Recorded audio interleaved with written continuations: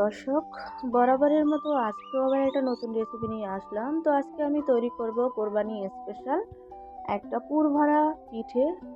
তো সবার বাসায় এই কোরবানি ঈদে মেহমান বেড়াতে আসবে, তাদেরকে ঝটপট এই পিঠেটা তৈরি করে খাওয়াতে পারবেন।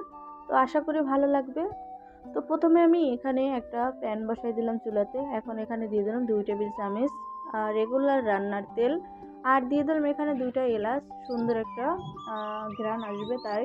তো আমি প্রথমে কিন্তু একটা পুর তৈরি করে নেব। আমি পুর তৈরি করব সুজি দিয়ে। তো আমি 1 কাপ সুজি দিয়ে দিলাম এখানে। তো 1 কাপের বেশি আমার লাগবে না, আমি কমিয়ে বানাবো তাই আপনাদেরকে দেখানোর জন্য। তো সুজিটা আমি একটু ভেজে নেব তেল দিয়ে। আপনারা তেলের পরিবর্তে এখানে ঘিও দিতে পারেন। তো প্রথমে বলবো ভিডিওটা স্কিপ না করে সম্পূর্ণ ভিডিও দেখবেন। আপনাদের একটা সুন্দর মূল্যবান কমেন্টে আমাদের ভিডিও বানাতে ভালো লাগে। তো আমি একটু কিন্তু ভেজে নিলাম। তো এখানে আমি অ্যাড করব গুড়, যে খেজুরের গুড়টা হয় ওইটা আমি দিয়ে দিলাম। আর এই পিঠেটা গুড় দিয়ে তৈরি করলে কিন্তু ভীষণ ভালো লাগে আর সুন্দর একটা ঘ্রাণ আসে। তো আমি কিন্তু গুড়গুলা পানি দিয়ে অনেকক্ষণ রেখেছি তাই গলে গেছে। তো দিয়ে দিলাম এখন।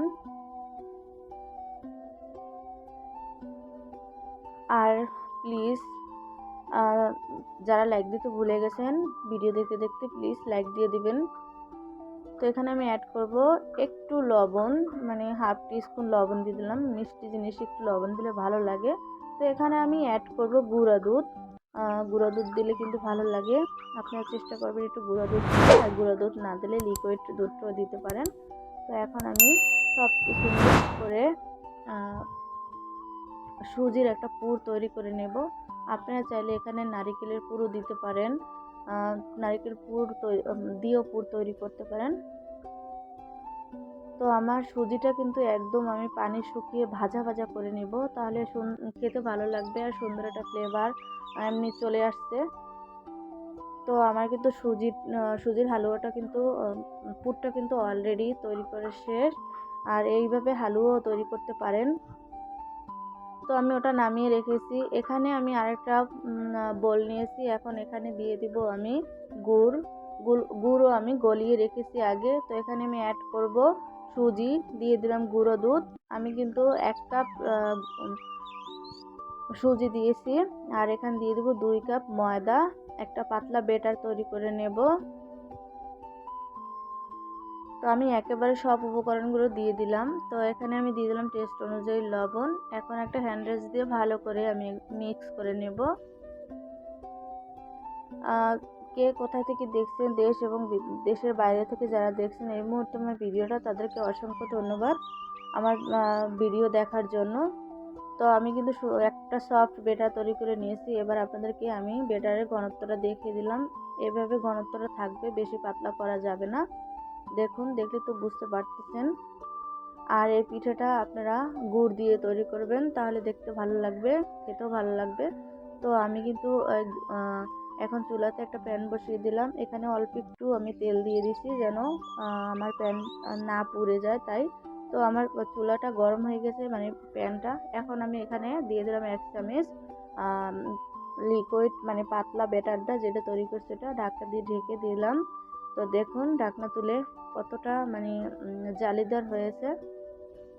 আপনারাও এইরকম করে তৈরি করে বাসায় খাবেন।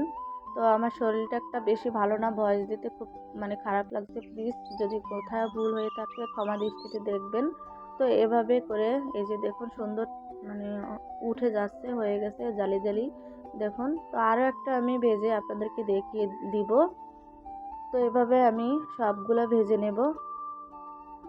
আর যারা নতুন বন্ধুরা ভিডিও দেখছো এখনো সাবস্ক্রাইব করো না, লাইক করো নাই, প্লিজ সাবস্ক্রাইব করে লাইক করে পুরো ভিডিও দেখে একটা কমেন্ট করবে, সুন্দর একটা কমেন্ট। সবার কাছে রিকোয়েস্ট রইলো আপনারা এই রেসিপিটা একবার হলো বাসায় ট্রাই করবেন, দেখবেন খুবই ভালো লাগে। আর সবাইকে তৈরি করে খাওয়ালে আপনার প্রশংসা করবে। তো দেখুন আমার কিন্তু পিঠাগুলো হয়ে গেছে। এখন এখানে আমি দিয়ে দিব সুজির যে পুর তৈরি করেছি ওইটা দিয়ে দিব। আমি মানে নিচে একটা দিব, উপরে একটা দিব। ওই যে যেই পিঠেটা তৈরি করেছি ওইটা পুর দিয়ে, তারপরে খেতে ভীষণ মজা হয়। এই পিঠেটা ভালো লাগে। তো আমি বাসায় সবাইকে তৈরি করে দিয়েছি, তো তাদের কাছে ভালোই লাগছে। তো আপনাদের কাছে রিকোয়েস্ট করলো, আপনারা এই কোরবানি ঈদে আপনাদের ফ্যামিলিদের সাথে এই পিঠেটা তৈরি করে খাবেন। তো আমার কাছে কোনো কাটার নেই, তাই আমি একটা কাপ দিয়ে, চায়ের কাপ দিয়ে কেটে নিলাম। তো আপনাদের চাইলে আপনাদের কাটার থাকলে একটা কাটার দিয়ে বা যে কোনো কিছু দিয়ে কেটে নিতে পারেন, এভাবে পিঠার শেপ দিয়ে। তো আমার একটা পিঠা কিন্তু তৈরি করা শেষ।